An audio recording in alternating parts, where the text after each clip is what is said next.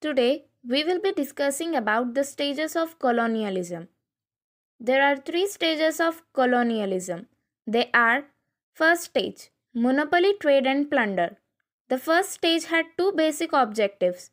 In order to make the trade more profitable, indigenously manufactured goods were to be bought cheap.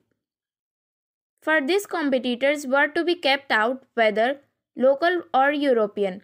Territorial conquest kept local traders out of the lucrative trade, while rival European companies were defeated in war. Thus, the characteristic of the first stage was monopoly of trade. Secondly, the political conquest of the colony enabled plunder and seizure of surplus. For example, the drain of wealth from India to Britain during the first stage was considerable. It amounted to 2 or 3% of the national income of Britain at that time.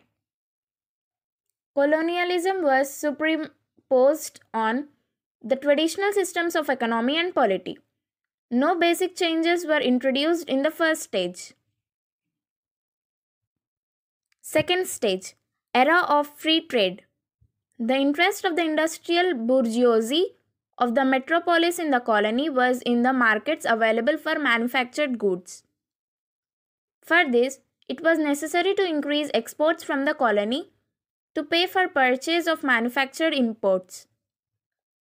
The metropolitan bourgeoisie also wanted to develop the colony as a producer of raw materials.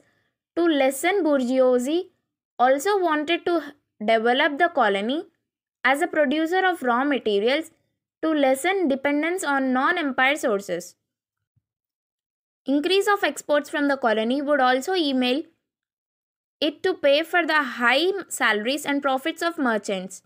The industrial bourgeoisie opposed plunder as a form of appropriation of surplus on the ground that it would destroy the goose that laid the golden eggs.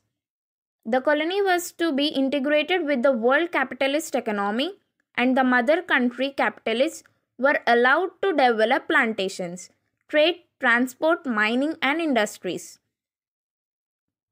The system of transport and communications was developed to facilitate the movement of massive quantities of raw materials to the ports for export. Liberal imperialism was a new political ideology. The rhetoric of the rulers was to train the people in self-government. The third stage of colonialism is era of finance capital. The third stage saw intense struggle for markets and sources of raw materials and food grains. Large-scale accumulation of capital in the metropolis necessitated search for avenues for investment abroad. These interests were best served where the imperial powers had colonies. This led to more intensive control over the colony in order to protect the interest of the imperial power.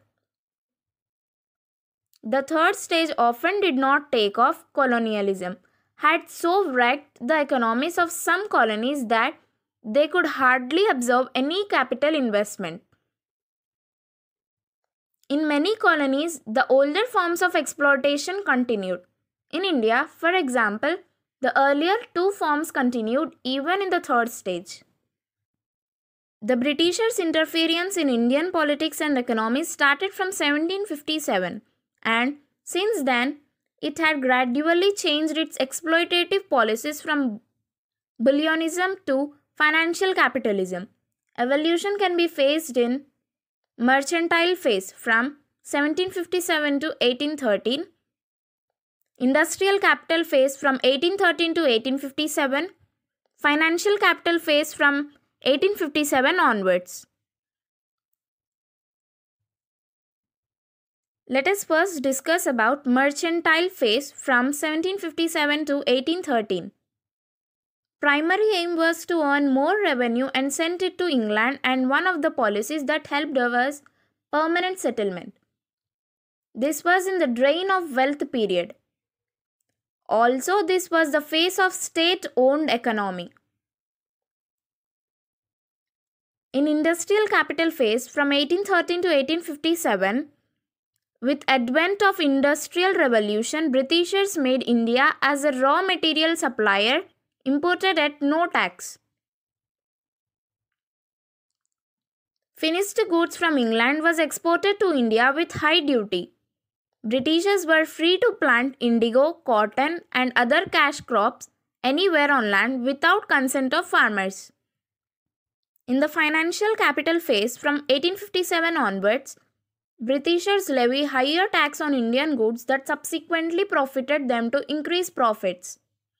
During this phase, finance imperialism began to entrench itself through the managing agency firms, export-import firms, exchange banks, and some export of capital. The pain can be summarized as before 77, India's GDP was 23% and later it came around 3%. Accumulation of wealth, conversion of traders to rulers, and commercialization of agriculture are some of the seeds that grown as contemporary poverty, low GDP, less employment, communalism, and also conflicts between different sections, raising the so-called title country of guilds. Land revenue systems before British rule. Tax from the land was a major source of revenue for the kings and emperors from ancient times. But the ownership pattern of land had witnessed changes over centuries. During kingship, land was divided into jagirs. Jagirs were allotted to jagirdars. These jagirdars split the land they got and allocated to subordinate zamindars. Zamindars made peasants cultivate the land, in return collected part of their revenue as tax. Land revenue systems in British India. Three major systems of land revenue collection existed in India. They were Zamindari, Rotwari and Mahalwari. Zamindari system. Zamindari system was introduced by Cornwallis in 1793 through Permanent Settlement Act. It was introduced in provinces of Bengal, Bihar, Orissa and Varanasi, also known as Permanent Settlement System. Zamindars were recognized as owner of the lands. Zamindars were given the rights to collect the rent from the peasants. The realized amount would be divided into 11 parts. 1/11th of the share belongs to Zamindars and 10/11th of the share belongs to East India Company. Rotwari system. Rotwari system was introduced by Thomas Munro in 1820. Major areas of introduction include Madras, Bombay and parts of Assam and Coorg provinces of British India. In Rotwari system, the ownership rights were handed over to the peasants. British government collected taxes directly from the peasants. The revenue rates of Rotwari system were 50% where the lands were dry and 60% in irrigated land. Mahalwari system. Mahalwari system was introduced in 1833 during the period of William Bentinck. It was introduced in Central Province, Northwest Frontier, Agra, Punjab, Genetic Valley, etc. of British India. The Mahalwari system had many provisions of both the Zamindari system and Rotwari system. In this system, the land was divided into mahal.